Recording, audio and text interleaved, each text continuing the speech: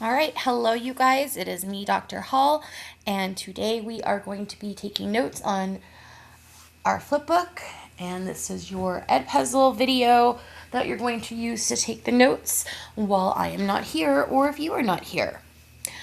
So, do you support a ban? I want to know this. There's a substance out there that exists in this world, and it's called dihydrogen monoxide. And there are some great things about it, and there are some not so great things about this substance. So let's first talk about the not so great things that have to do with dihydrogen monoxide. It can lead to death due to accidental inhalation, even in very small quantities. Prolonged exposure to solid dihydrogen monoxide can cause severe tissue damage. It is a major component of acid rain, and gaseous dihydrogen monoxide can cause severe burns. It contributes to soil erosion. It can lead to the corrosion of many metals. Its exposure decreases the effectiveness of automobile brakes.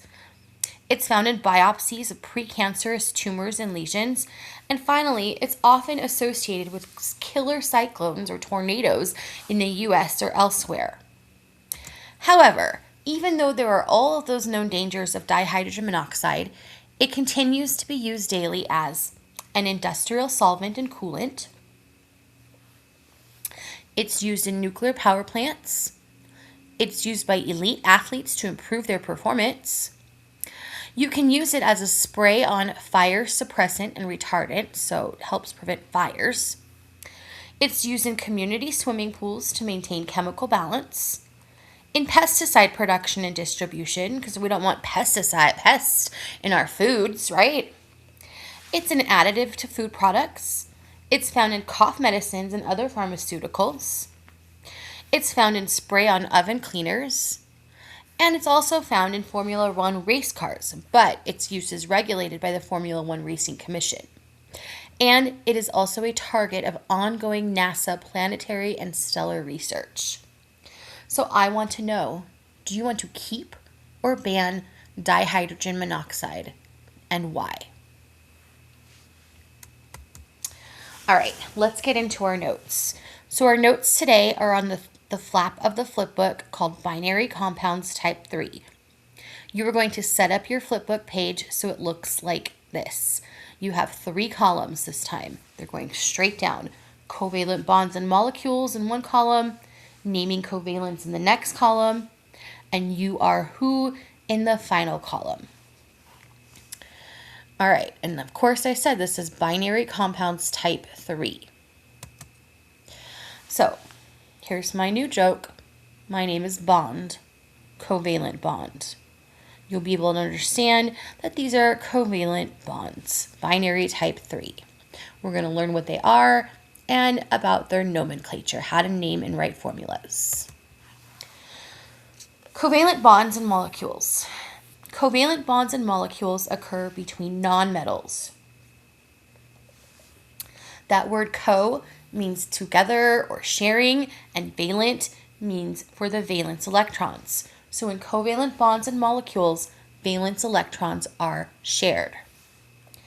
These are weaker bonds. These are weaker than ionic bonds. Covalent bonds and molecules, they have low melting and boiling points, and these compounds, these molecules, do not conduct electricity at all.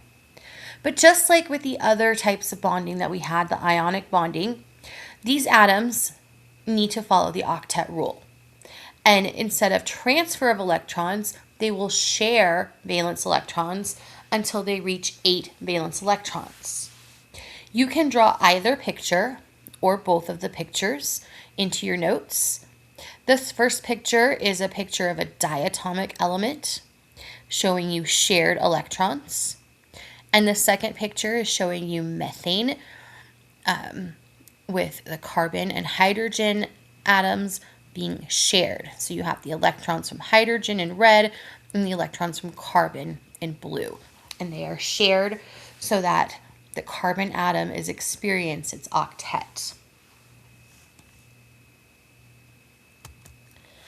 Naming.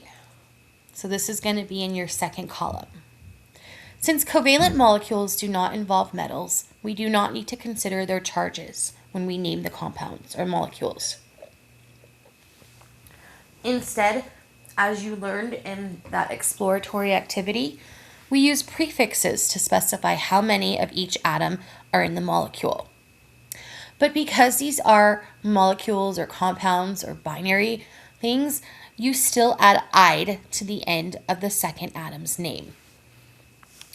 Let's go through those prefixes just so you remember them.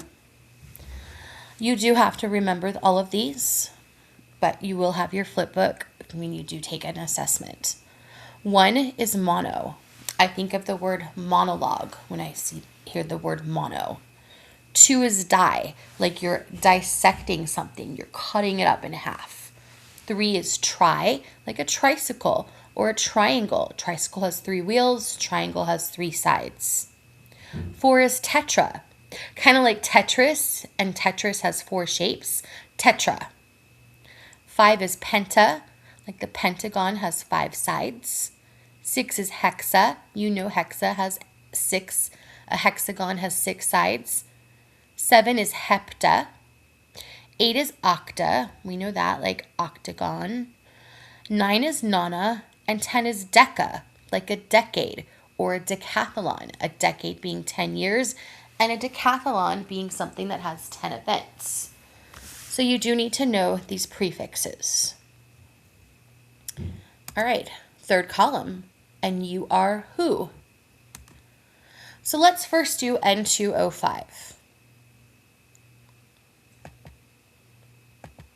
So N2, N is for nitrogen, but there are 2 nitrogens. So I'm going to use the prefix di. And it's called dinitrogen.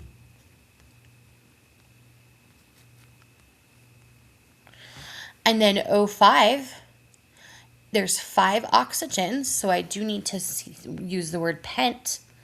But from that exploratory activity, we drop the the A vowel, and we go to pentoxide.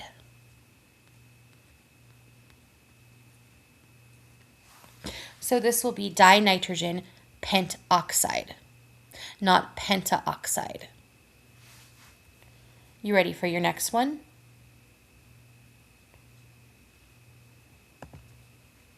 I gotta erase this first. Otherwise, you won't be able to see the next one. Don't worry, I'll put them back up. I'll write a little bit smaller for you guys. Erase, erase, erase, erase. It's kind of hard to erase your computer screen. That's probably the best I can do. All right, so I'll write this a little bit smaller as best as I can. Dinitrogen pentoxide. Okay.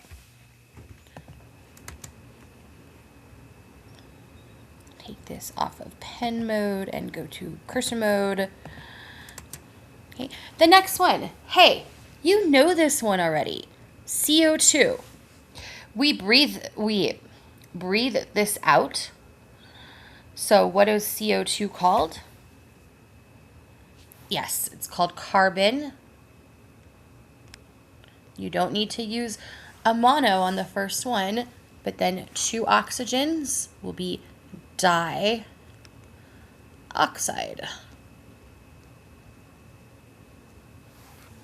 Awesome.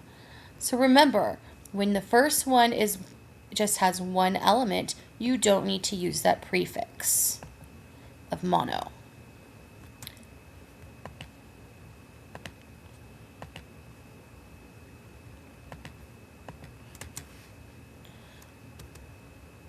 All right, let's do some formula writing. For formula writing, the prefixes tell you how many of each atom you have.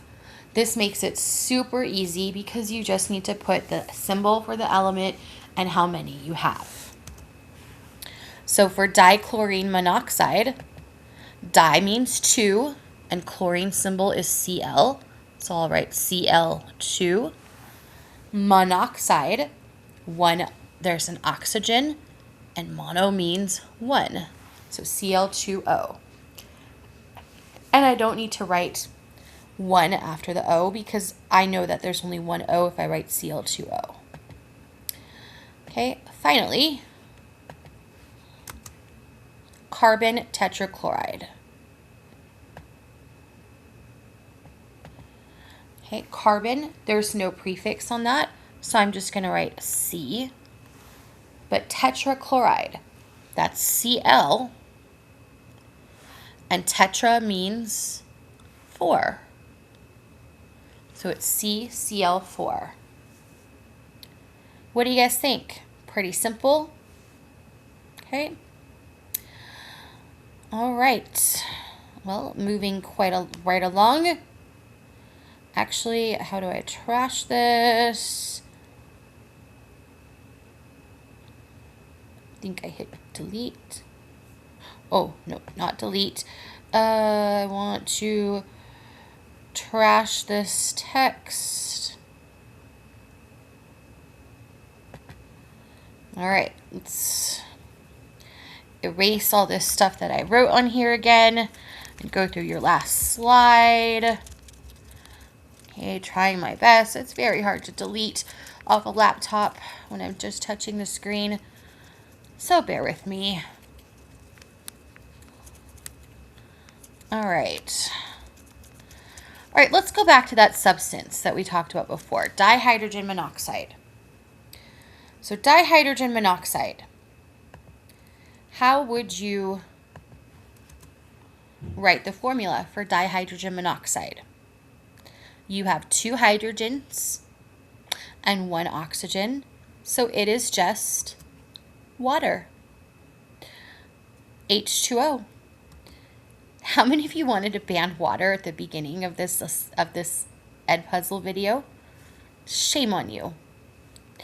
All right, that's it for today. And after this, you have your digital practice assignment. Maybe, probably, if it's assigned to you in Canvas. All right, have a great day. Bye.